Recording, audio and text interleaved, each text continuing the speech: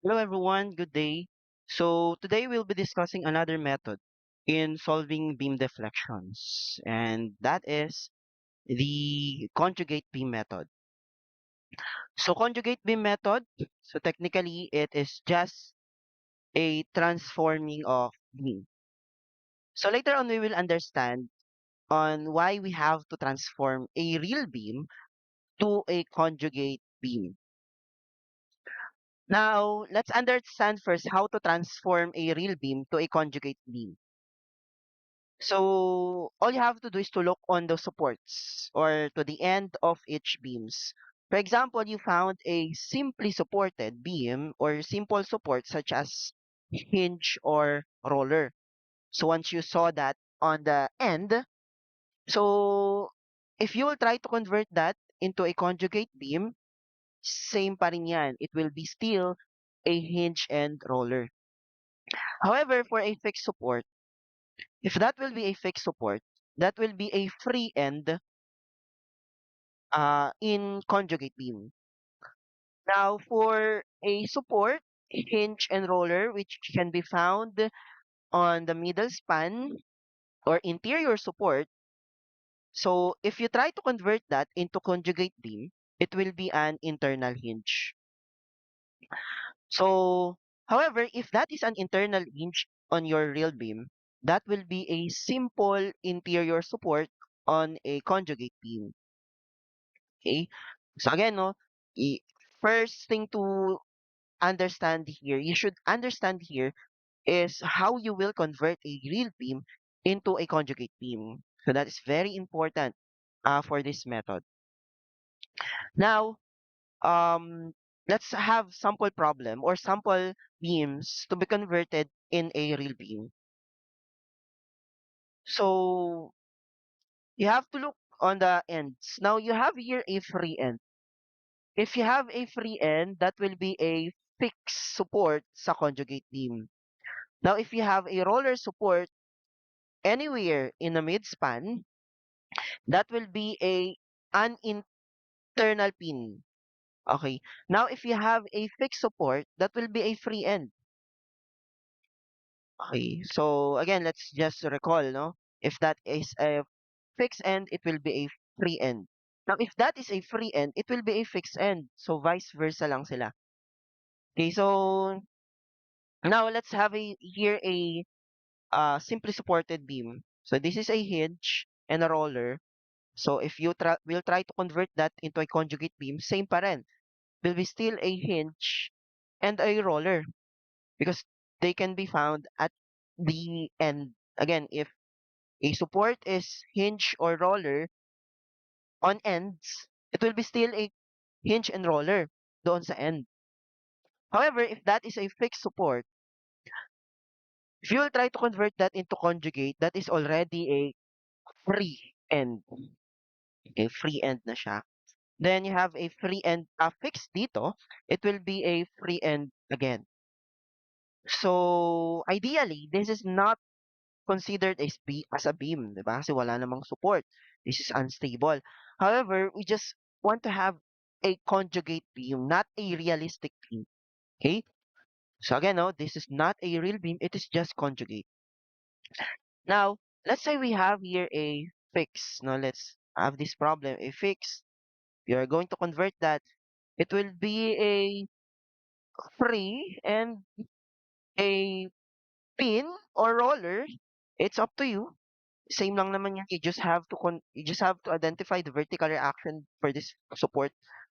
Then a roller at the end will be still a roller at the end support. Okay? So that's it. No? That's how you convert a real beam into conjugate beam. Now, here are the steps, okay, in performing conjugate beam method. So first is to select a reference point. Why do we have to select a reference point? Because we are going to create the moment diagram by parts, just like what you've done on area moment method or moment area method. So number three is to load the moment diagram by parts into conjugate beam. And last one is to create a shear of conjugate beam. Or if you ever saw the force of a conjugate beam, that is equivalent to the slope of your real beam. Okay? Slope of real beam. So, and then the moment of your conjugate beam is the deflection of your real beam. This is the important part of your conjugate beam. The shear is equivalent to the slope of your real beam. The moment of your conjugate beam is the deflection of your real beam. And that's why we convert uh, a conjugate I mean the real beam into conjugate beam. Para for us to solve the slope of a real beam, you just have to get the shear of your conjugate. So, balikan natin yung mga sample. Let's go back to our sample beams and then try to understand the concept of conjugate beam method. So again, the real beam, for real beam deflection or the delta or y, let's say y, let's say the deflection of your real beam is equal to the the moment, no, of your conjugate beam. However, for the y prime or slope of your real beam is equal to the shear of your conjugate beam. Okay, for example, this fixed beam, fixed support. Now we know that a fixed support has a no deflection. So y here is equal to 0. Okay, and then also the slope here is equal to 0. So that means for this point of your conjugate beam, the moment at that point is equal to 0. Obviously, that is a free end. And then the shear at that point is equal to 0. Kasi free end din yan. Okay? So, let's take a look with this. Now, for a point pin support, your y at that point is uh the value of the deflection at that point is equal to 0. Now, if you are going to look on the equivalent conjugate beam, yung moment neto is equal to 0. Okay? How about the slope? Obviously, the slope of that hinge is not equal to 0. Y prime is not equal to 0. Or the slope is not equal to 0. And for conjugate beam, of course, for a hinge support, 'di ba, the slope the shear at that point is not equal to 0. So that's why um if you're going to convert uh the real beam into a conjugate beam, especially for the supports, make sure you satisfy this condition. The deflection is equal to the moment of your conjugate beam, and the slope is equal to the shear of your conjugate beam. Okay, so I hope you now understand how we convert a real beam into conjugate beam. Now let's try to solve sample problem. Okay. Anyway, before we solve sample problem, let's recall first how do we draw the moment diagram by parts. Okay, the important loadings such as the concentrated moment. Take note, if you have a concentrated moment, that is just a rectangular moment diagram by parts. So same with a concentrated moment, uh, which causes the beam to bend negative bending. No, it will bend a negative bending like that.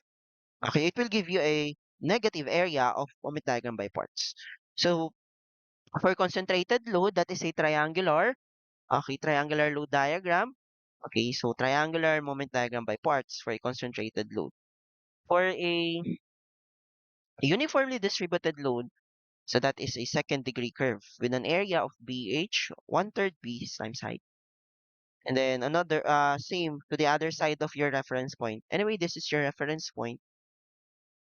Now, if you have triangular load, make sure that you are going to create a reference point to the location of the highest intensity of your uniform load.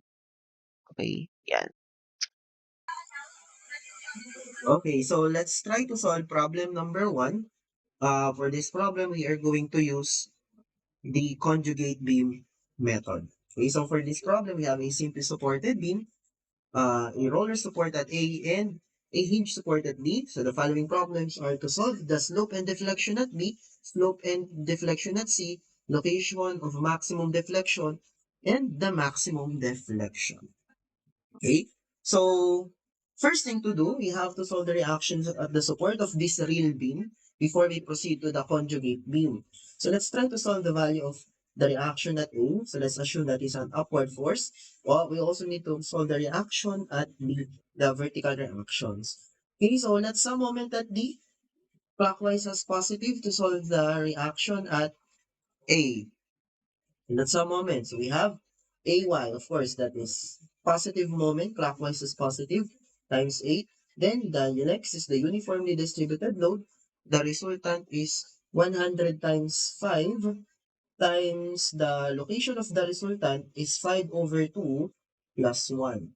Then the concentrated load, that is counterclockwise, about point D, so that is negative. So 25 times the perpendicular distance of 4. Then you have a concentrated moment of 15. So plus 15, that is equal to 0. So let's try to solve that using our calculator.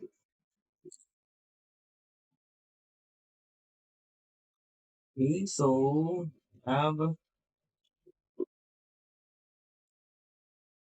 100 times 5 times that is 3.5.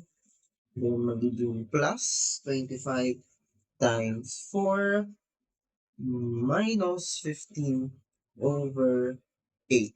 So the answer is 220.5.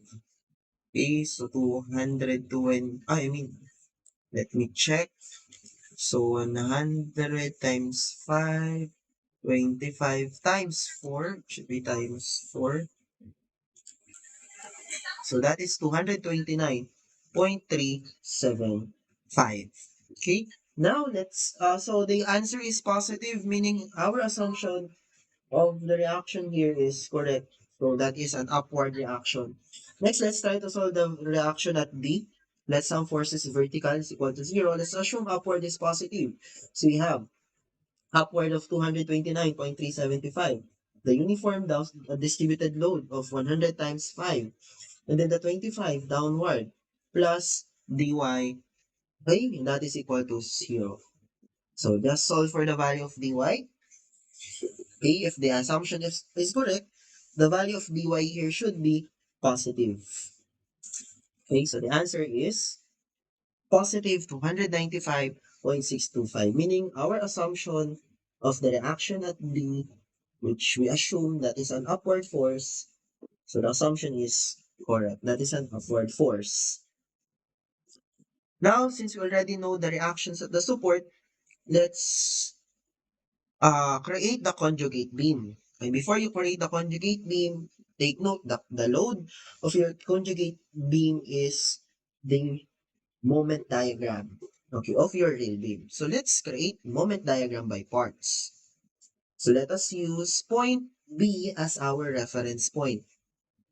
Or, yeah, point B as our reference line. So we are going to take the moment of all the loads towards about point B. Okay, so first is the reaction at A. So we have an upward reaction. Therefore, the moment diagram by parts of a concentrated load, we know that is a triangular. So that is a positive area moment diagram by parts because it is an upward force. It will create a positive moment diagram by parts. What will be the magnitude of this triangular load? Okay, so let's calculate. Let's just take the moment, okay, about point B of that concentrated load. So we have 229.375 times the distance of 4. So that is equal to 917.5. Okay. Next, this concentrated load dy. Okay, so let's create a moment diagram by parts of that dy about point B. So of course, that is a concentrated load. Same with this ay, that is also a triangular positive moment diagram by parts because your load is an upward load. Positive. So what will be the magnitude of this triangular load? So let's just take the value of moment about point B of dy. 295.625 times the perpendicular distance of 2. So the answer, okay, so the answer is equal to,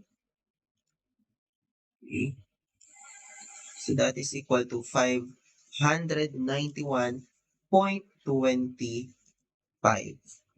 191, oops, okay, wait lang. No, that's not times 2. The perpendicular distance is 4. It should be equal to 1182.5. Okay. So that is 1182.5. Okay. Next, we have the uniformly distributed load. So we have to separate this 100 kilonewton per meter uniformly distributed load into two because the reference point or reference line is at B. So we have to create the moment diagram by parts of this uniform load. We know that the moment diagram by parts of a uniform load is a second degree curve. Second degree curve, spandrel. So, so that is a second degree. What will be the magnitude of this second degree curve? So just like the moment of this 100 kilonewton per meter with a length of 2. So we have 100 times 2, okay, towards point B, about point B. So the distance is 1. That is 200. Okay, next is the 100 kilonewton per meter to the right of B. So that is also a spandrel, a negative moment diagram by parts because these are downward loads. Yeah, negative moment diagram by parts. What will be its intensity or what will be its the degree of the curve? Also second degree, no? About its intensity. So the intensity, just take the moment of 100 kilonewton per meter, 2 point B. So we have 100 times the length, 3, times the perpendicular distance of 5. So that is 450. Next is the concentrated moment here. Okay, take note that is a clockwise moment to the right of B. So let's say if we have the reference point and we have clockwise moment here, it makes your beam what? Happy or sad?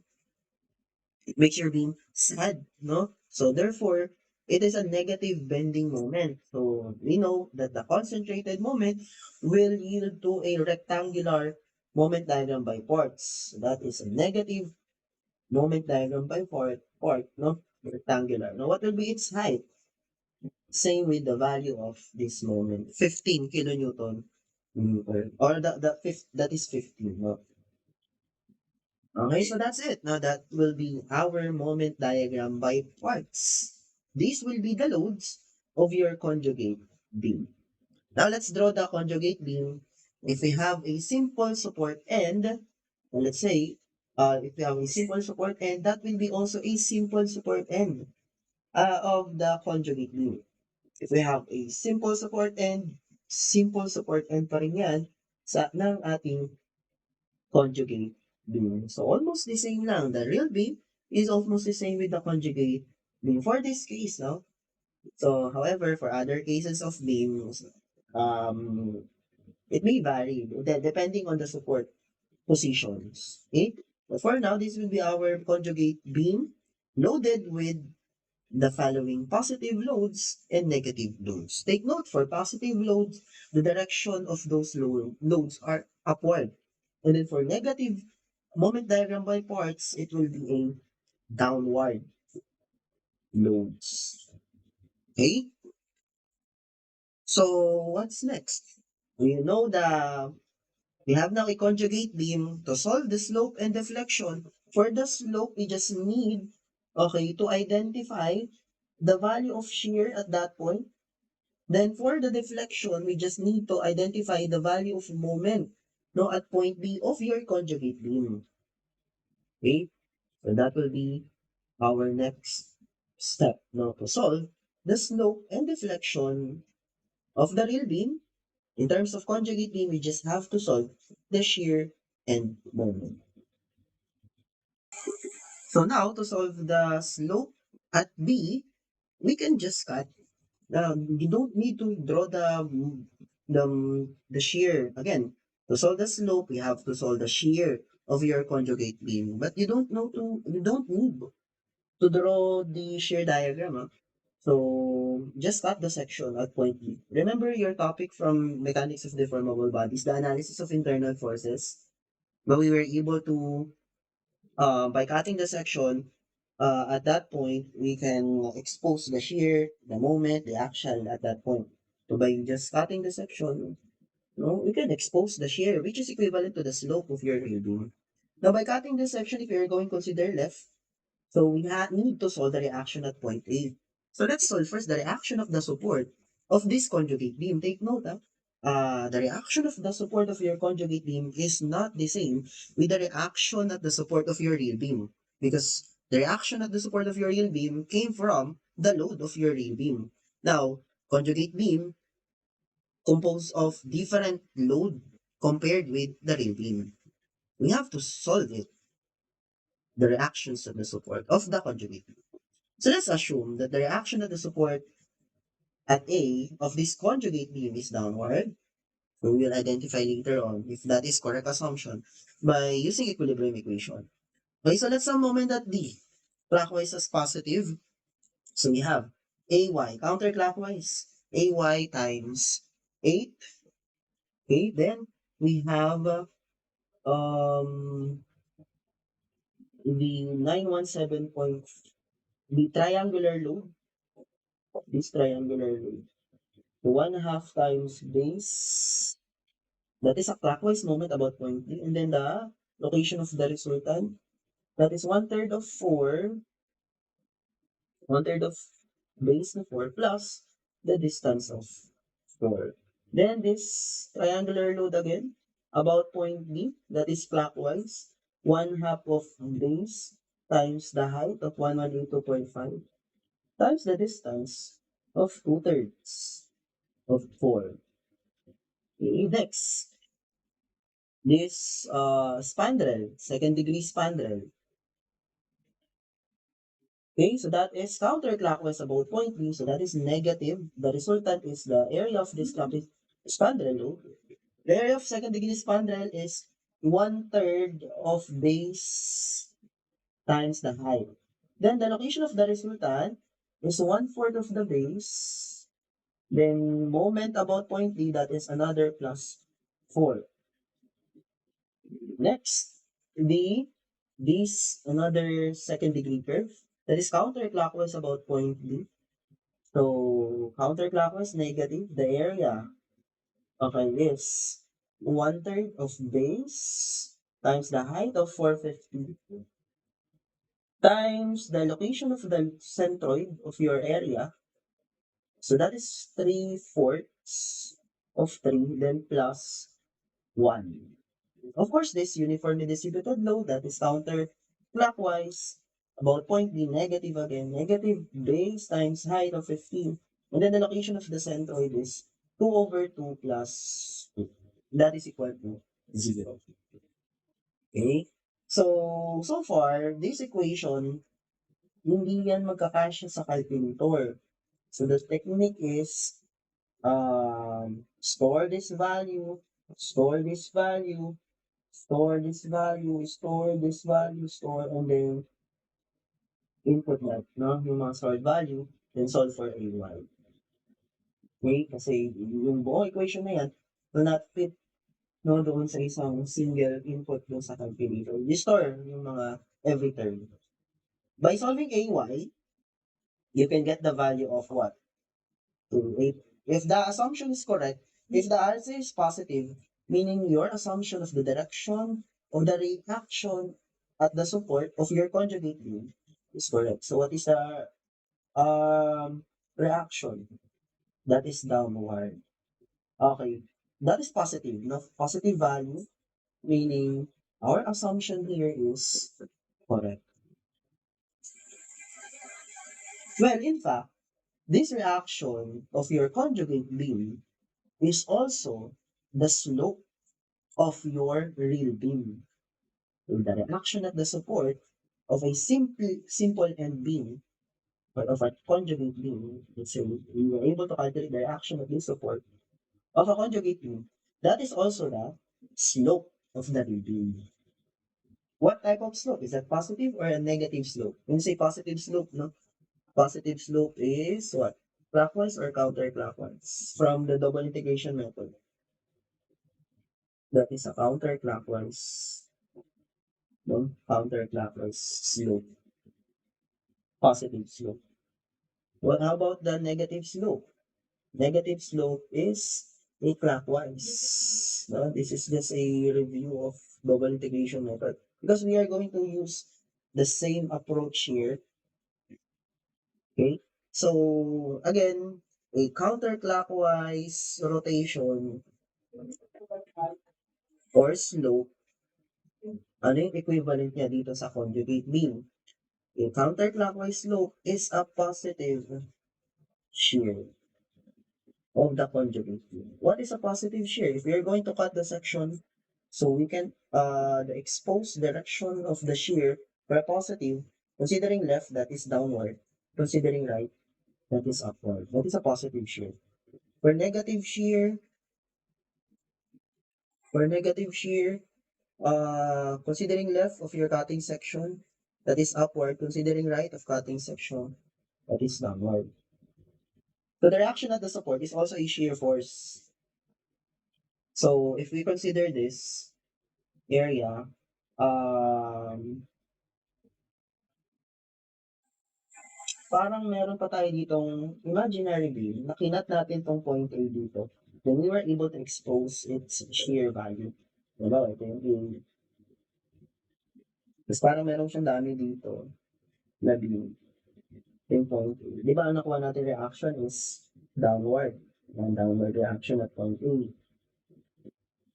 So, so therefore, yung sa kabila niyan is upward. And that direction is what? Again, a positive shear, upward, downward.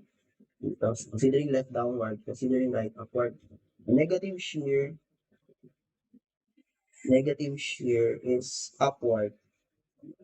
Therefore, the answer here is a negative shear. Negative shear. Okay, if that is a negative shear, that is a clockwise rotation. Okay, take note of that. The positive shear of your conjugate beam is a counterclockwise rotation, okay, of the real beam.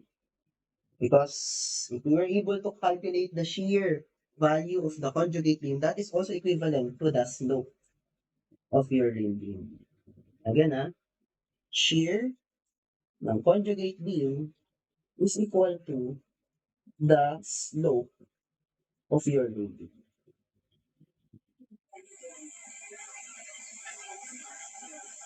Okay? So, that is this. Actually, hindi naman yung slope at A ang ano natin dito, intention, but we need that, no, to solve the slope at B.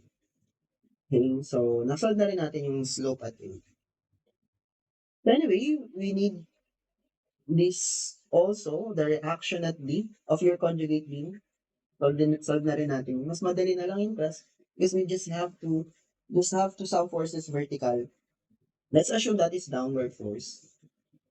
So the reaction at A is downward, so that is negative 1742.604. You have the triangular load. That is 1/2 of base times height. That is upward, so that is positive. Another triangular load. Okay, 1/2 times base times the height. Okay, next is Hmm.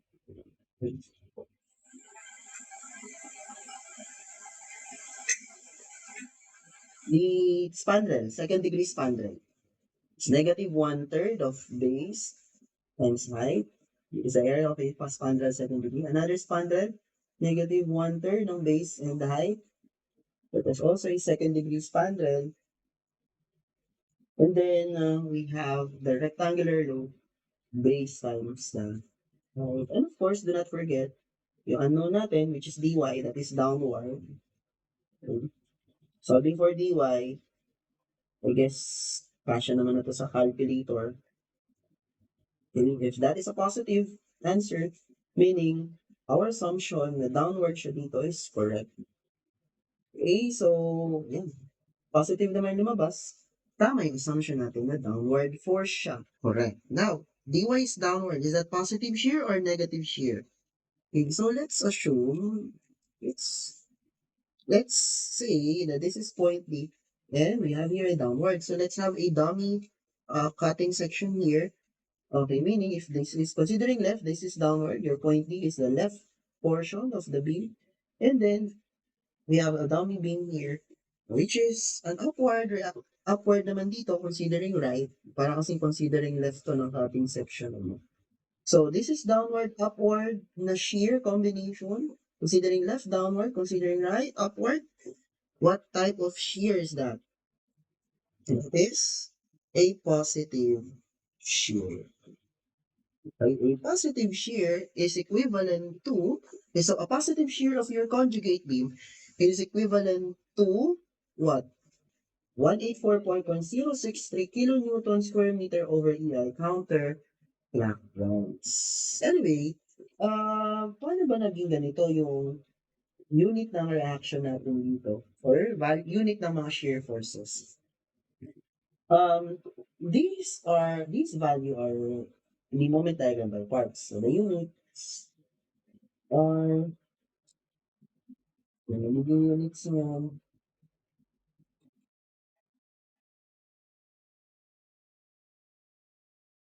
so 1182.5 is kilonewton in terms of moment diagram by parts. No? Kilonewton meter over EI, moment diagram by parts over EI. So that is the intensity of your varying load. Now, if you're going to get the resultant of that force, okay, so multiply to the, you just need to get the area. So, meaning, base times height of the triangle, multiply mo pa siya sa meter. That is the resultant. Or yung mga reaction dito, yun din yung unit niya, class. Kilonewton square meter. Pero pag moment naman, okay, so the resultant, kung nakuha mo na yung resultant ng triangular loop, di ba, in-moment mo siya, any point, so another distance, so pagka moment dito guys, kilonewton cubic meter over EI. The value of moment of the conjugate beam, the unit no, of moment is kilonewton cubic meter over EI. The unit of the reaction or shear forces is kilonewton square meter over EI.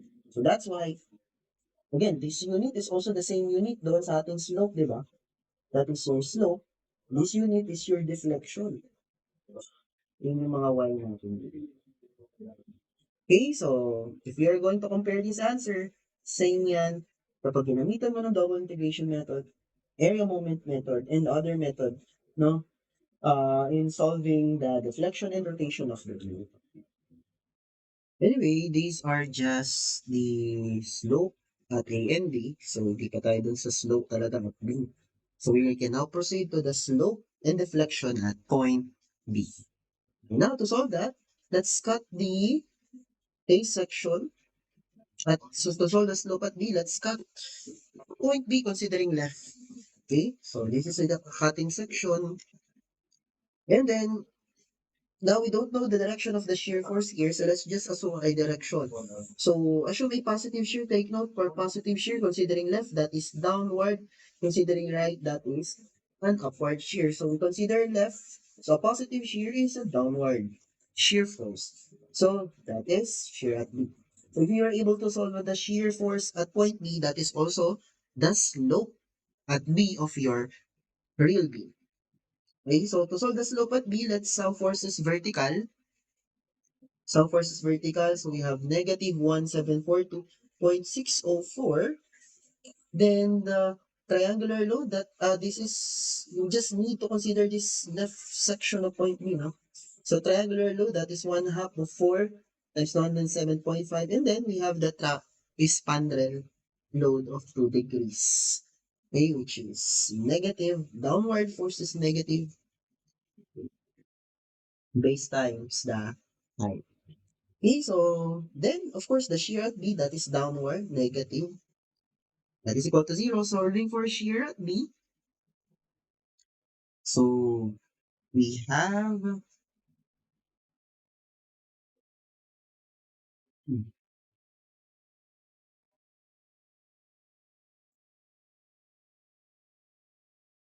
that is equal to negative 40. Okay, so using calculator, so lalabas dyan na answer is, okay, so using calculator, negative 1742.604 plus 0.5 times 4 times 917.5 minus 1/3 of 2 times 200. So transpose this to the right side of the equation. So meaning negative ang lumabas. Negative 40.937. So meaning we assume that this is downward force here, and that assumption is wrong. Assumption is wrong. The assumption, the positive shear, meaning the proper answer here is a negative shear. Okay, so dapat pala upward siya dito. That is a negative shear. And a negative shear is equivalent to what? Slope. Again, if we were able to solve this shear here, the equivalent of that is slope in your lagoon. Okay, so that is a clockwise na rotation. Slope at B is 40.937 kilonewtons per meter clockwise rotation. Next is the deflection at B. Okay. So how do we solve the deflection at B of your rail beam? So just solve the moment, no? Moment at point B. So anyway, we cut the section considering left. We could solve the deflection at B, just solve the moment at B. So for the direction, for moment naman, no?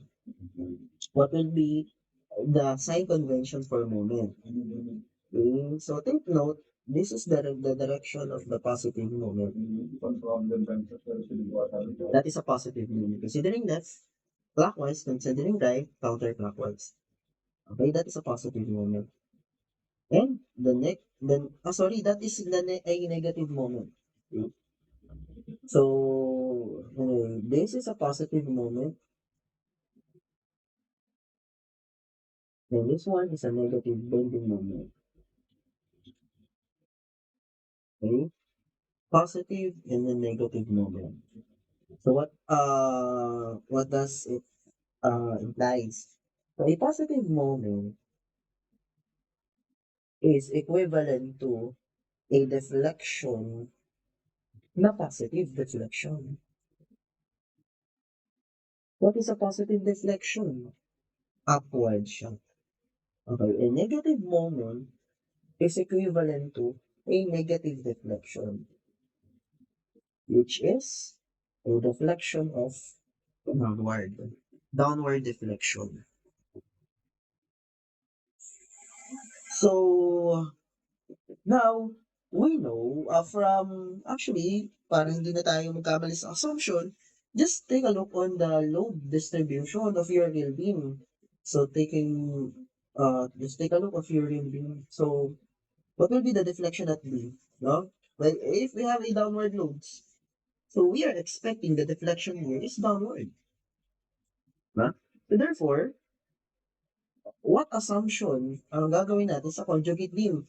What type of moment? Is that positive moment or negative moment? If we have a downward deflection, the assumption should be a negative bending moment.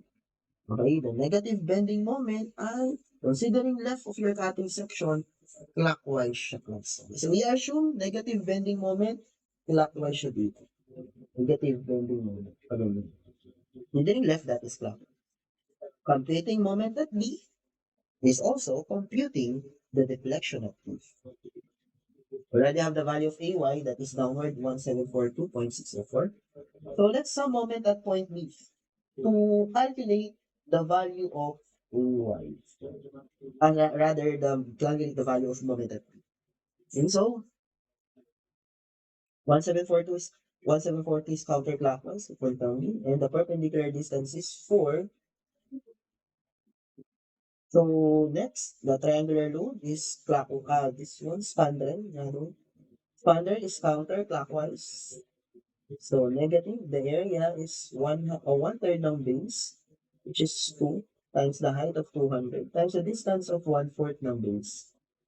And then next is the triangular load, clockwise papuntang B, 1 up ng base, which is 4 times the height, 7.5, then the distance of 1/3 of 4. Okay, then do not forget, of course, the moment that that is the unknown here. Okay, solving for B, if the answer is positive, meaning the assumption is correct. Na clockwise siya, na negative bending moment siya. So what is the answer for moment of B? Moment at B. So the answer is equal to positive 4,590.416 kilonewton cubic meter over E. I take note for moment, the unit here, moment in conjugate being the unit here is kilonewton cubic meter over E. The correct the assumption is negative moment, and we were able to calculate a positive value, meaning the assumption of the direction is correct. A negative bending moment. And that negative bending moment is equivalent to a downward deflection. A downward deflection. If we are going to compare this answer to the previous method, solving this problem using different method, it will also yield to the same answer. Answer is 4590.416 kilonewton cubic meter over EI downward. If you have the value of AI, just substitute it here, then so that you can calculate, okay, in terms of meters, and then convert into millimeters. So next problem is the slope and deflection at point C. For slope and deflection at point C, slope at C, you just have to cut the section at point C. Of course, we can consider right of this conjugate beam para mas madali unti yung mga forces. Considering right, to solve the slope at C, and let's just expose the value of shear here. Let's assume a positive shear. Kasi actually, kahit di ka na mag-assume dapat tama na yung assumption mo dito. Diba, from your real beam, you're going to draw the deflection of the beam, your real beam. Ano pa ganyan siya dito? Ano ba yung slope sa C? But that is counterclockwise rotation. At point C, that is a counterclockwise. And a counterclockwise rotation of your real beam is equal to what of your conjugate beam? Counterclockwise is a positive shear of your conjugate beam. So, kaya, inassume natin dito na a positive shear. Ganito natin. Kasi pagka negative shear yan, magkakamali lang tayo ng assumption. So, that is a positive shear. Meaning, ano nga direction for a positive shear? Okay, considering left, a positive shear is downward. Considering right, a positive shear is upward. So, meaning, considering right, it should be an upward shear. So, that is shear at C. To solve that, let's sum forces vertical. However, wala pa tayong magnitude or intensity of this triangular load. But we know we can get this value by ratio and proportion. So let's solve this y1 by ratio and proportion. So y1 over base is proportion siya. Base natin is 2. Is proportion siya sa 1182.5 over 4. So what will be the value of that y1? So y1 is equal to simplifying 1182.5 times 2 over 4. That is 591.5.25 rather. So this is 591.25. How about this, the height of this spandrel? Okay, so let's say that is y2. So how do we solve this? Y2. We can use, this is second degree, take note of that. So we can use the ratio and proportion of second degree spandrel. So we know by ratio and proportion, rise over run, but the run should be in squared. Its proportion sa rise over run, naka-square dapat ito. Solving y2 will give us 50. Exactly 50. So, meron tayong value na itong 50.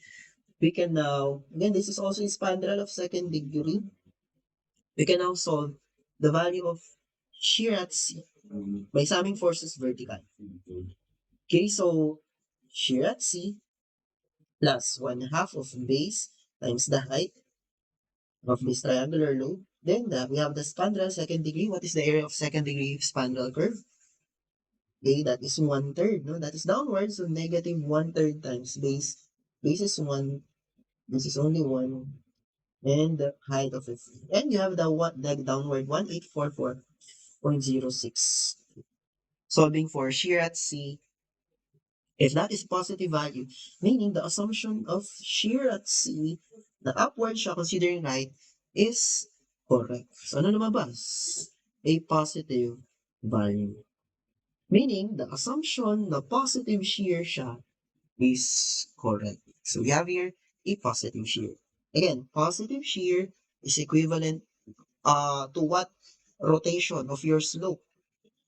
That is a counterclockwise slope. Okay? Now have the slope at C. To solve the deflection at C, we need to solve the value of moment of your conjugate beam at point C. We know that the deflection here from your load diagram. Okay, just take a look on your load diagram. From this load, obviously, the deflection at point C is downward. So what should be the assumption here in terms of conjugate beam? No? What will be the assumption of the moment if we have downward deflection here? Dapat, ganyan, no? Negative bending moment. Downward deflection corresponds to negative bending moment of your conjugate beam.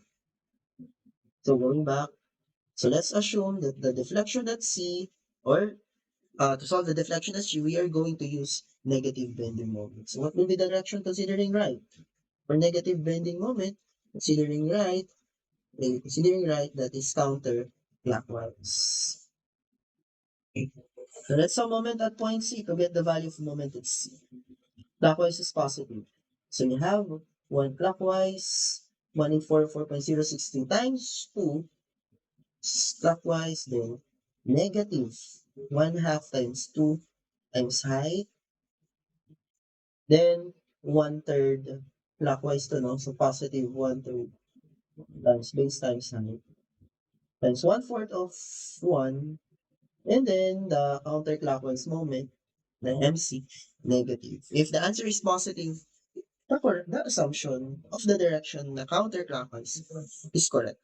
So it will be the value of MC, moment at C. So that is equal to 3298. Positive answer.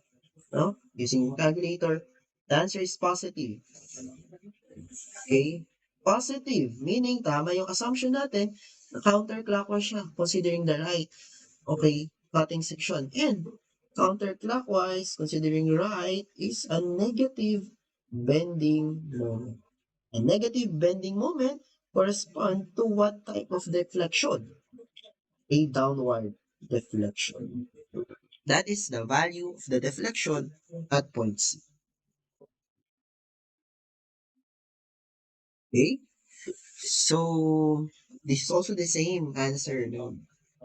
Using double integration and area moment method. Okay, so for now, we are going to solve problem number 2 using conjugate beam method.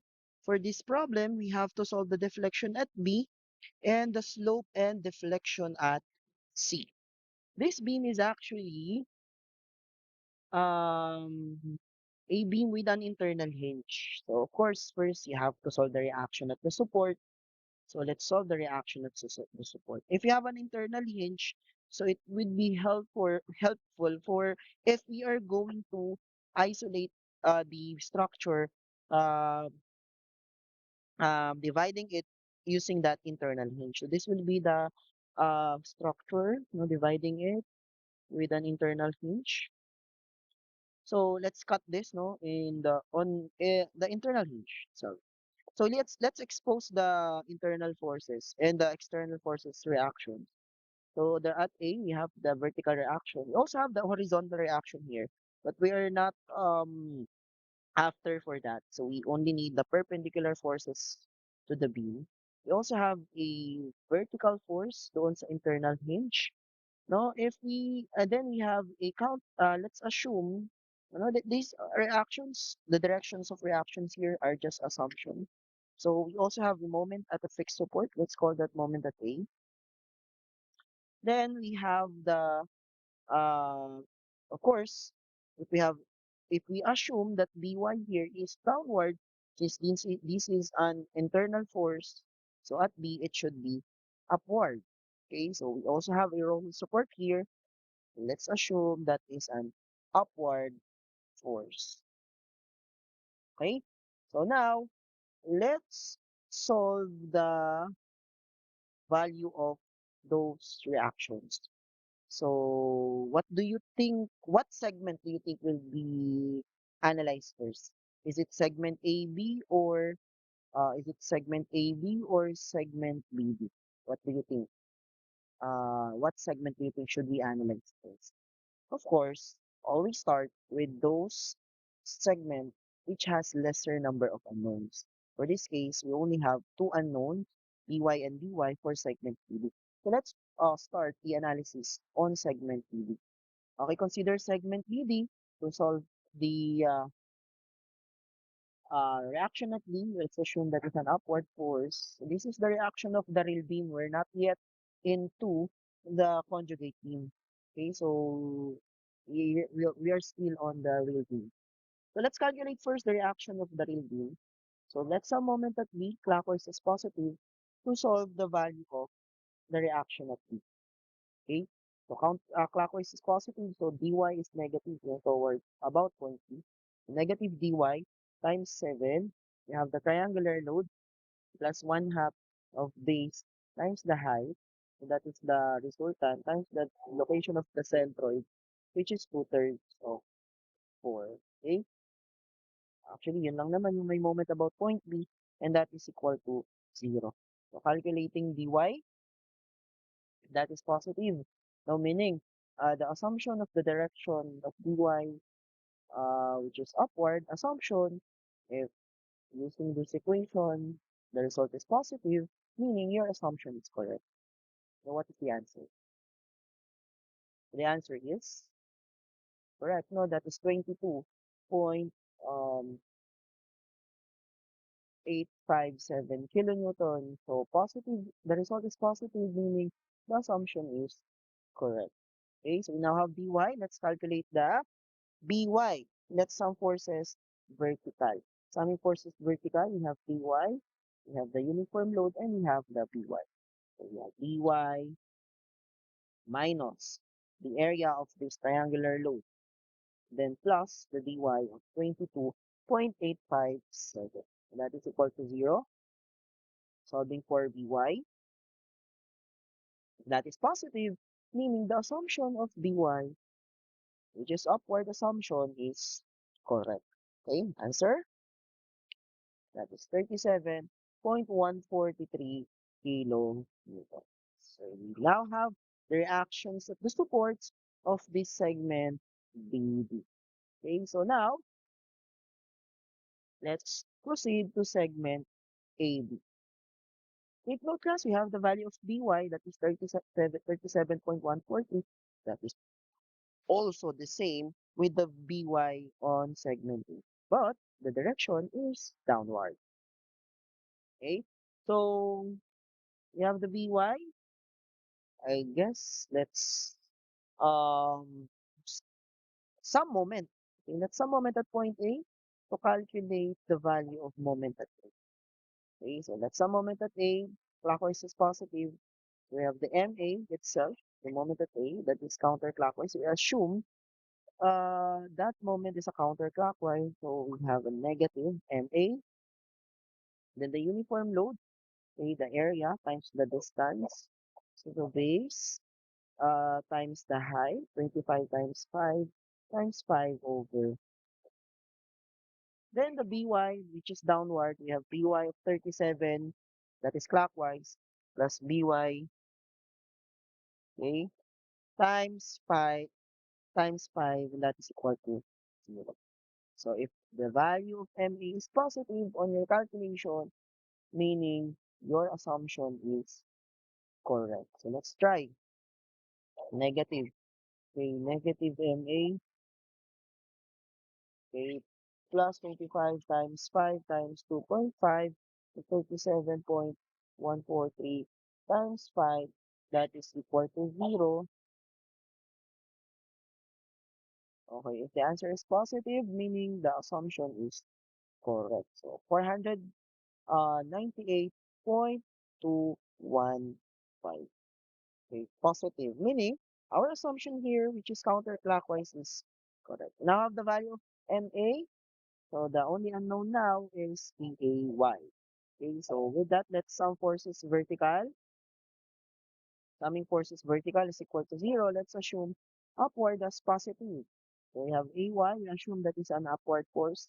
AY, we have BY, it's downward. Sorry, we have the downward 25 times 5. And we have the BY, which is also downward. Okay, answer is 0. AY is equal to a positive value, meaning the assumption is correct. That would be AY. Okay, we're done with the real beam. We now have the reactions at the supports of your real beam. Okay, so let's combine again the beam. No, in conjugate beam method, you have to combine the real beam na after identifying the reactions at the support. Let's combine again the beam. Okay, and then expose natin yung mga reactions at the support. So what's next? We now have to draw the free body, the moment diagram by parts. We have to select a reference point. So the suggested reference point, if ever you have a triangular load, always choose the highest intensity of your triangular load as your reference line. So this will be our reference line in creating the moment diagram by parts. Okay, so this line will divide the positive moment diagram by parts and the negative moment diagram by parts. All, all upward loads will induce a positive moment diagram by parts. So this upward load, so let's take the moment of that upward load towards the reference line. So what will be the shape of the moment diagram by parts of a concentrated load? The shape of that will be a triangular shape. Take note, it will be an upward moment diagram by parts. And an upward should have an upward, a positive rather, a positive moment diagram by parts, okay, should have an upward direction of force. Okay? The conjugating method, positive moment diagram by parts, indicates upward load. Okay, so that is triangular because we have a concentrated force. What will be the intensity of this triangular moment diagram by parts? Let's take 22 or the moment of this force up to our reference line. Okay, so we have 22.857 times 3. That is 68 0.571. Next, we have another concentrated load here. So it will, wherein it will give us a triangular moment diagram by parts, a positive moment diagram by parts, because it is an upward force, it will create a positive moment diagram by parts. What will be its intensity or height? Let's just take the moment of this 162.4140 to your reference line. Okay, so we have 162.143 times the distance of 9, that is 1459.287. Okay, next, we have a concentrated moment here.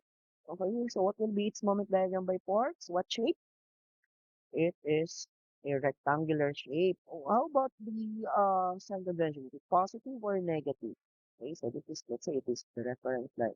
If I have a moment here, counterclockwise moment here, what will happen to your beam? Will it be happy or sad? Okay, it will be sad, no? With this moment. So therefore, having a sad beam will result to a negative moment diagram by parts. And a negative moment diagram by parts, okay, is a downward load, a downward forces. Okay, so it will be a downward negative rectangular moment diagram by parts. That is a concentrated. The next, anyway, what will be its intensity or height, the magnitude? Of course, the value of or whatever the value of moment, that is also the intensity of moment diagram by force, 498.21. Okay, next. Okay, the uniformly distributed. So, what will be the moment diagram by parts of a uniform load?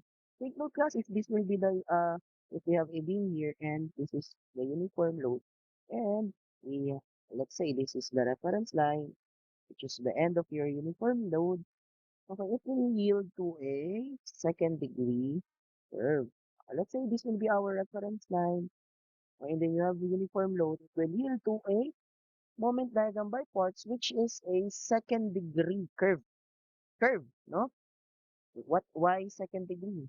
Well, because the slow diagram is first degree, so plus 2. This is second degree. Okay, what will be its height? Okay, the magnitude, of course, just take the moment of the uniform load to this 2-point B. So that is 25, so 25 times 5 times 2.5 times 2.5. So that is equal to 312.5. However, this point B is not the reference line. So we should extend the value of moment up to its reference line. So how do we extend it? Just use and a straight line. Do not extend that the second degree curve because you don't have any uniform load up to this point C. So the uniform load is only up to point B, but the reference line is at point C. So what will happen? You should just extend, okay, this line by a straight line. So this will be, okay, uh, you should just extend this by a first degree. Okay, so instead of having only a second degree curve, since the reference line is here, which is not on the end of your uniform load, it was extended up to this point. And you also have to extend it using linear line, or using a line, straight line first degree. And now the question, what will be its intensity? Okay, how do we get its intensity? So just take the moment of this 25 kilonewton per meter up to point C. So let's just take moment about point C of that uniform load. So I have 25 base times height here. Base times height times the distance. What is the distance of the centroid of this uniform load up to point C? So the distance is half of 5. So that is 2.5 plus another 4 meters. So for answer 812 plus 4. So that is 812.5. So, okay, 812.5. So that's how you get the moment diagram by parts of a varying load if your reference line is not on the load itself. No, hindi mismo sa dulo, hindi rin sa gitna. It was, it, we draw it, no, doon sa mismo, not within the uniform loop. Now, for this triangular loop, how do we draw its moment diagram by parts? What degree of curve? What degree of spandrel? That is a third degree spandrel. So since this is our reference line, of course, hanggang dyan na lang ang ating moment diagram by parts. This is a third degree spandrel. What will be its intensity? Just take the moment of this triangular load, no, towards the reference line. So that is triangle. So one half, one half of base times the height times the resultant, which is okay, one third of 4. Answer is 80. The intensity of this triangular or spandrel, okay, that is 80. So that's it, no? That's the moment diagram by parts of your um conjugate moment diagram by parts, no, of this real beam. Now, this moment diagram by parts will be the load of your conjugate beam. Okay, so how do we convert this real beam into conjugate beam? Just look at the supports. So this fixed support, okay, let's say this will be our conjugate beam. This fixed support will be what? Will be free end. A fixed support will become free end on your conjugate beam. Now, an internal hinge will be an internal support. A simple end roller will, okay, be still a simple end roller. Okay, again, a fixed end will be a free end. A internal hinge will be an internal support. A free, a simple end, whether that is roller or hinge, will be still the same. Roller or hinge pa rin siya. This is now your conjugate. Okay, so again, the question here is to calculate the deflection at B. So just cut the section at B of your conjugate beam. No, we should now neglect the real beam.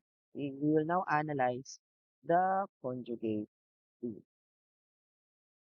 We're now going to analyze, okay, the deflection to solve the deflection of B. Now, to solve the deflection of B at B of your real beam, so what should we solve on our conjugate beam? So you just have to solve the, for deflection, you just have to solve the moment, no, at point B. So let's just cut the section at B. You can consider left or right, but for this case, it would be easier for us to analyze this left segment. Okay, let's analyze this left segment because it has lesser loads. No? So let's cut the section. So we are going to expose the deflection at B, or for conjugate beam, that is a moment. No? Again, let's recall a positive moment, the direction is this, which is equivalent, the positive moment of your conjugate beam is equivalent to the deflection, okay, upward deflection of your real beam, okay, a positive moment. A negative moment reflects to, okay, a deflection of downward of your real beam. Now, for this case, okay, we will assume a negative bending moment. A negative bending moment is equivalent to what? A downward deflection. If the assumption is correct, meaning the deflection here is backward.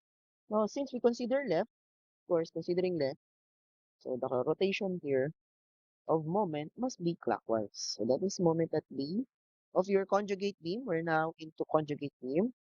So if we were able to solve this, that is equivalent to the deflection. Okay, so let's some moment. Of course, before we take some moment, we should need to identify the intensity of these loads. We can use ratio and proportion to identify this height. So y1 over base, which is 5, is proportion to 1459 over 9. Okay, so solving this value, that is equal to 1459.287 times 5 over, so that is 810.704.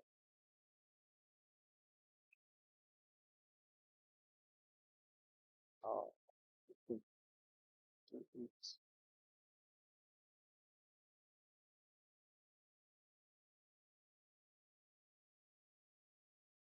okay, I think there's a small discrepancy of values.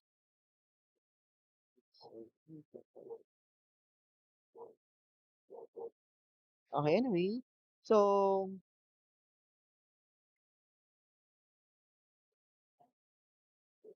sorry.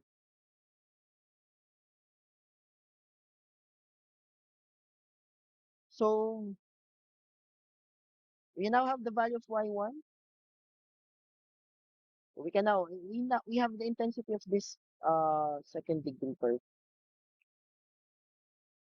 So summing moment at B. Let's sum moment at B. Sum moment at B clockwise is positive. So moment at B. So we have of course the MB. MB. Then this triangular load is clockwise towards point B. So triangular load siya, no? Clockwise. So area ng triangle, 1/2 of base, which is 5 times the height, y1. Okay. It was 0.704. Then the uniform load, location of the resultant, this is just an area. Location of the resultant, that is 1/3 of base. Next, we have the uniformly distributed load, 5 times counterclockwise, we have negative. Okay, so negative 5 base times height times the location of the resultant, which is 5 over 2 or 2.5. Next is trapezoidal load, or sorry, second degree curve, which is a counterclockwise about point B. That is negative 1/3 of base times the height times what distance, what is the location, the centroid of the second degree curves. That is 1/4 times 5. That is equal to 0. So we can now solve the moment at, if that is positive, meaning the assumptions of the direction of moment at B is correct. Okay, so moment at B is correct assumption. Positive ang result yan class, positive 35.796. Meaning, a positive moment, sorry. A positive ang lumabas dito, but we assume that is a negative bending moment. So, a negative moment is equivalent to what? The correct assumption, no? Because the answer is the result from your equilibrium equation is positive. Now, if the answer is, if the assumption is correct, which is negative bending moment, meaning that is equivalent to a downward deflection. So the deflection at B is 35.796 kilonewton cubic meter over PI. Next, let's try to solve the slope and deflection at point C. Okay. For the slope at C, we have to cut a section at point C. So obviously, we should consider right portion because, of course, lesser loads. However, we have to solve first the reaction of this support of the conjugate beam because the reaction of the supported beam in rail beam is differ from the conjugate beam. So magkaiba yon ha. Okay? So let's solve first the reaction of the support beam by considering the whole structure. Let's assume that is a downward reaction. Okay, so let's some moment at B. So yun lang. No, medyo mahirap because we have to consider the whole structure, considering the whole structure to solve the dy. So medyo marami ang imo-moment. Okay? So, and actually, if we were able to calculate the reaction at B, that is also the slope at P. Take note, the reaction of the support at ends also equal to the slope, no, of that end of the rail beam. So let's solve the slope at B or the reaction at B of your conjugate.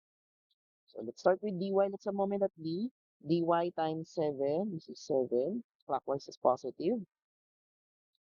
Next, let's have this triangular load that's counterclockwise about point P. So minus 1/2 of base times height. And the location of the resultant is 1/3 of this 3. You have to add 4. Next, this triangular load. This triangular load. Okay? So that is counterclock. Anyway, take note, no? Before you proceed with identifying if it is clockwise or counterclockwise, you identify first where is the location of the resultant of this load. So the location is, of course, that is 1/3 of 9, almost here. That is 3. The location is located here.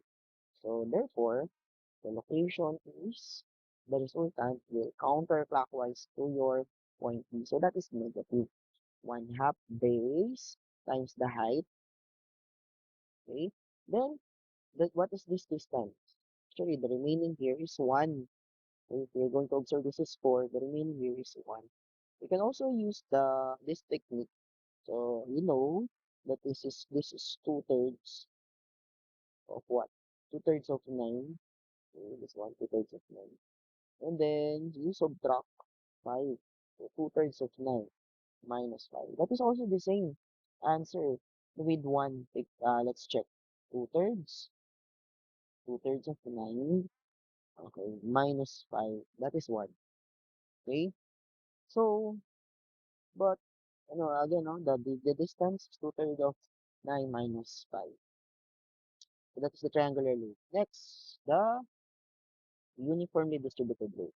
Okay, so where is the location of the resultant of the uniform loop? This is 9 meters. Of course, the location of the resultant is located at 4.5 meters.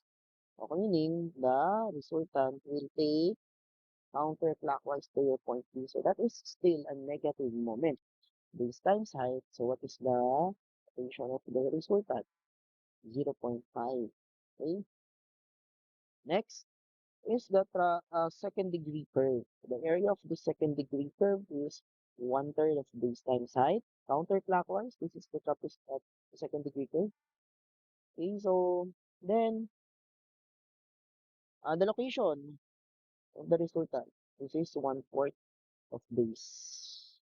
Next, okay, the we have to divide this into rectangle and triangle, okay, because it will be easier for us to take the moment of that rectangular load. Okay, this rectangular load is clockwise about point B. So that is the area base times the height. Then the location of the resultant is half of base. Then this triangular load, what will be the height of this triangular load? Okay, anyway, this the height of the triangular loop. So if this one is 312.5. Of course, the remaining, if this is total of 812.5, this should be 500. Okay, so plus. uh, one half ng base. It should be 500. Okay, one half of base times the height of 500. Okay, so and then times the distance, that is triangle, 2/3. So this is 2/3 of. Next, the third degree curve. The area of third degree curve is 1/4 of base times the height. How about the resultant? The location of the resultant about about the higher intensity of higher magnitude of load. This is 1/5. If this is 1/5, this is 4/5 of base, 4/5 of 4. Okay, and I think that's it. No, that the these are all the loads, so that is equal to 0. Now let's solve for dy. Okay, so if the answer here is positive, again, these will not fit on your calculator. So the technique here is you store this value, you store this value, you store this value, you store, you store this value, you store it individually, then solve for dy because it will not fit on your calculator. Okay, so dy, the result here is positive value, meaning the assumption is correct. Why is it positive here? If that is a downward force. Take note, class. Imagine this is a beam, the end B, which is point B, and you have here an imaginary beam, which is your beam here. Now, if this is downward reaction here, and you have an upward, the equivalent to the right section of that. Okay, this is an imaginary right side of portion of beam. So you assume that it's an upward force there, meaning you have downward to the left, upward to the right. That is a positive shear. And a positive shear is a positive slope. And a positive slope A is a counterclockwise rotation. Okay? That is the slope at D. Actually, the reaction of the support of your conjugate beam at ends is also equal to the slope at that point of your real beam. Real beam. Now, again, we only solve that dy just for us to, since we are going to cut the section. And that's it, no? We need to cut this section because we have to solve the internal shear and internal moment of that section. Okay? Since we need the slope and deflection at that point. Okay, so assuming positive shear, to solve the slope at C, we have to solve the shear at that point. Assuming positive shear, considering right, what will be its direction of shear force? The positive shear is upward, considering right portion. Okay? Bakit positive shear ang in-assume natin? Let's go back to the main beam. Okay? So, why positive shear? So, this is your real beam. So, this will deflect like this. Deflection is like that. So, what will be the slope at C? Is a counterclockwise slope. And the counterclockwise slope is a positive. No? So your assumption, it would be better if your assumption is most likely correct. No? So just refer to the actual deflection of your beam by just drawing the elastic curve of your beam. Draw the elastic curve. Okay, going back. So if your assumption is incorrect, it will just reflect on your equilibrium equation.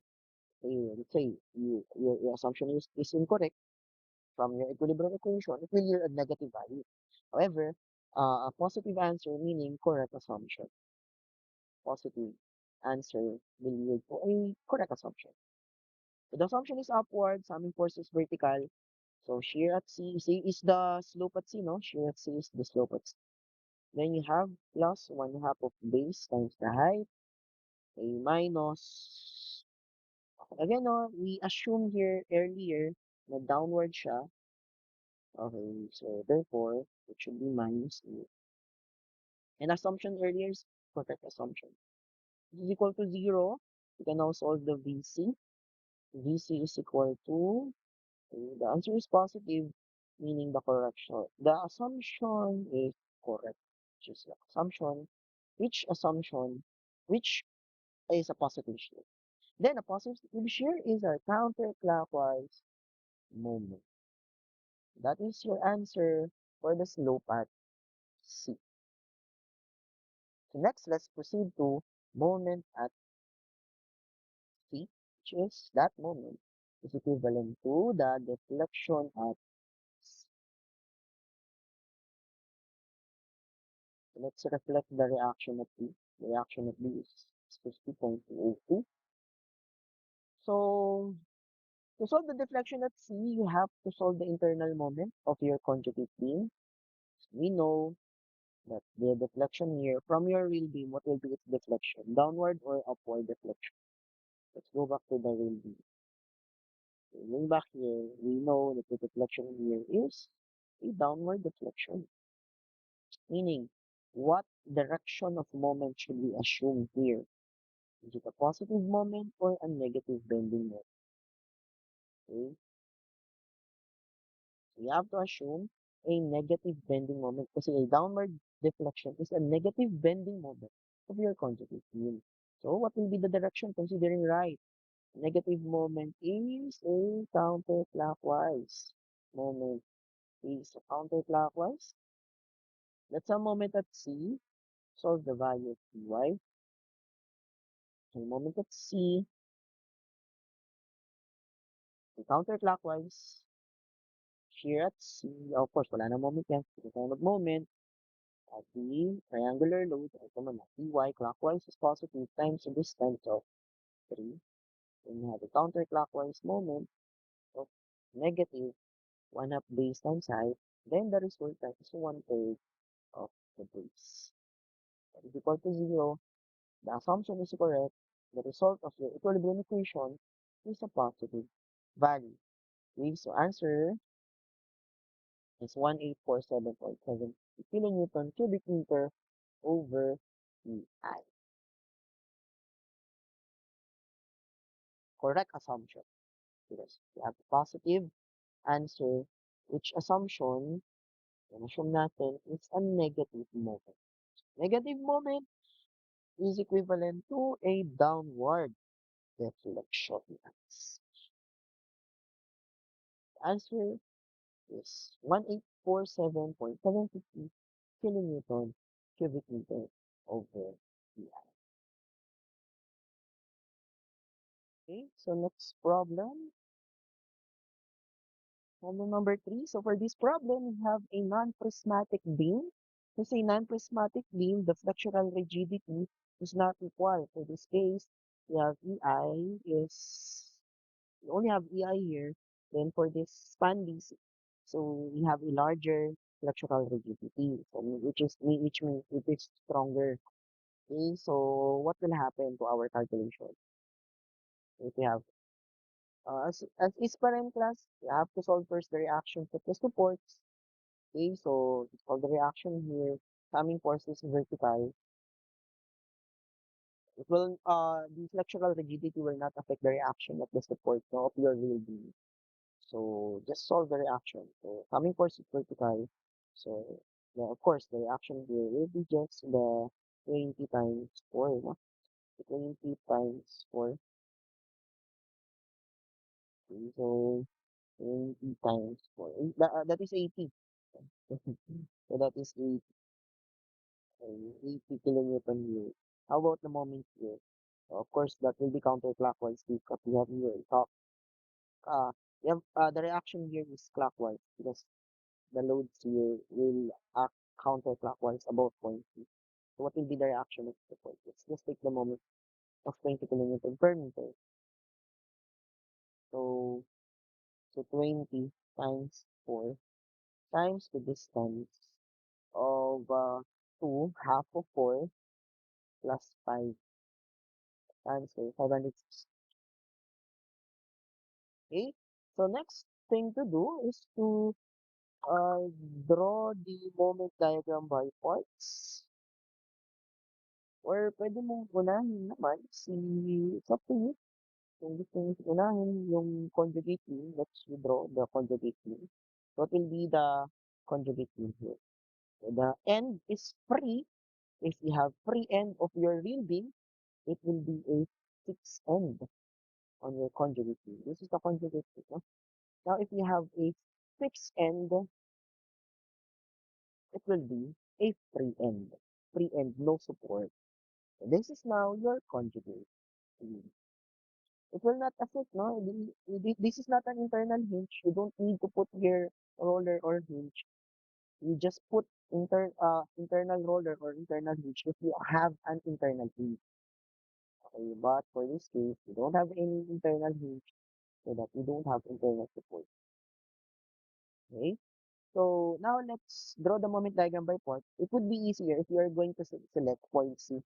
So it's okay to select any point of your B, but it would be easier if you are going to select point C because you can see here, you have to only draw the moment diagram by parts at least 20 kilonewton per meter.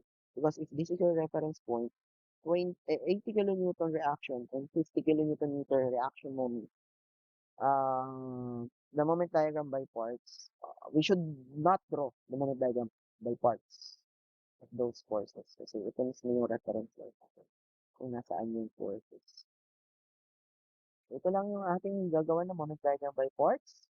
So first, since reference line natin is C, what will happen is, okay, dito muna tayo sa B, will yield 8 into a second degree curve. A second degree curve. So, what will be its intensity or height? The load. So, that will be, okay, so, just take the moment of 20 kilonewton per meter about point B. 20 times 4 times 2. That is 160. 160.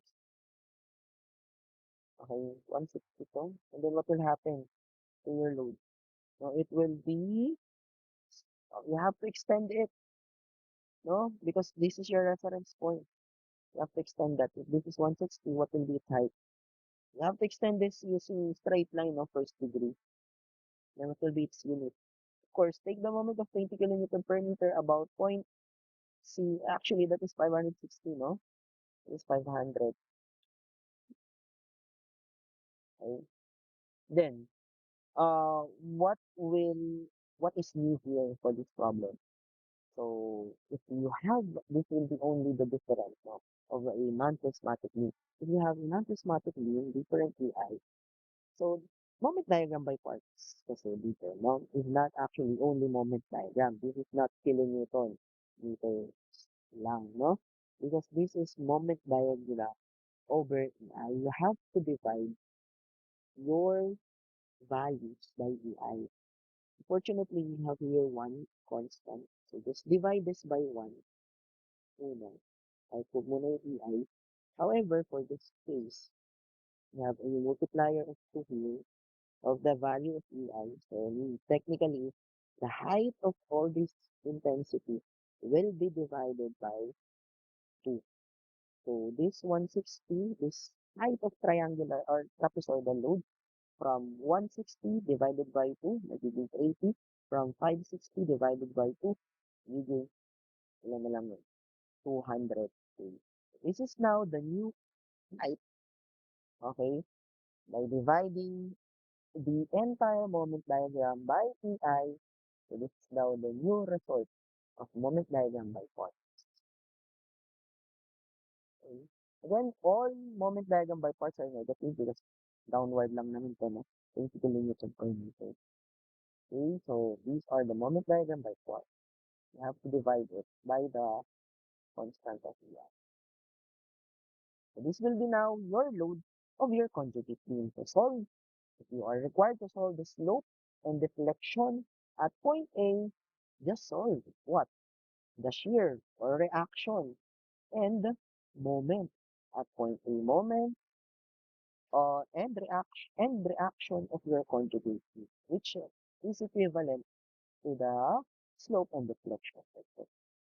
Okay, unahin muna natin class yung shear siguro, okay, yung value ng reaction mean.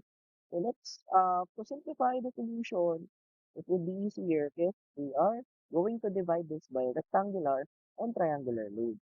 Okay, so what would be its height? This is total of 280. This one is 80, yeah, and this one is 200. Okay, so next, let's solve the slope at A, or that is only the reaction at point A, and the assumption is upward. That upward assumption, since of this is your A, this is your B, you assume upward reaction here. Okay, then you assume an imaginary B to the left of your point A. Okay, so that is upward, this is downward. So what is that slope, or what is that direction? Positive shear or negative shear? Downward, upward, it's a positive shear. Positive shear. Kasi ang negative shear, upward, downward. Okay? And a positive shear is a positive slope. Assumption, no? So, we assume summing force is vertical to solve E1. If the assumption is correct, meaning this is a positive shear. Okay, so AY, then you have the second degree curve minus what there's the second degree curve is 1/3 base times height. Then you have the rectangular load, 5 times 80. Then you have the triangular load, 1/2 of base times height, 200. So that's it. No, that is equal to 0. For AY, of course, puro negative, so it will be a positive answer, meaning the assumption is correct. Positive shear. A positive shear is a positive slope, which is a counterclockwise shear. That is the slope at B. Deflection at B. To solve the deflection, what are we going to solve here? The bending moment. Okay, let's solve the moment at point A. So that assumption is that if we are going to assume that it's counterclockwise, that assumption counterclockwise is your point A. Let's assume a dummy beam here. Okay, so ayan, that is what? Positive or negative moment? That is a negative moment. So counterclockwise to the left. Okay. Here, no, left support is a negative moment. So negative moment at A. Let's assume. Let's check if the assumption is correct. We assume counterclockwise moment. Coming moment at A, we have negative M2, then clockwise, second degree curve, plus 1/3 of base times the height, and the distance of, that is 3/4, no? 3/4 of 4, because this one is 1/4, 1/4, 1/4. Okay, so then you have the rectangular load plus base times the height times distance to the, so 2.5 plus 4. Okay, then triangular loop clockwise, that is positive.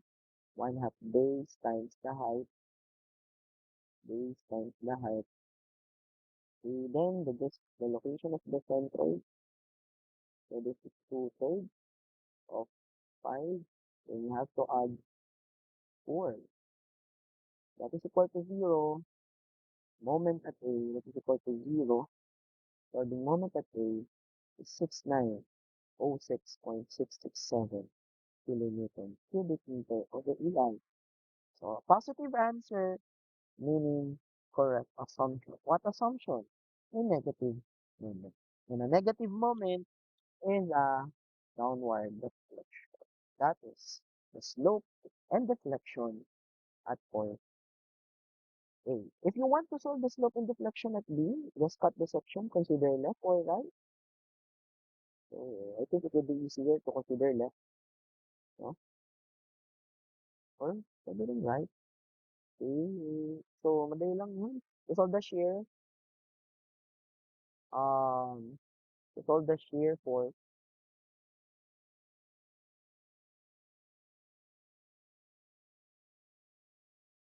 or to solve the slope, solve the shear, no? of this conjugate. To solve the deflection, solve the moment of that conjugate. Okay, so that's it, no, for the conjugate beam method. Thank you for listening.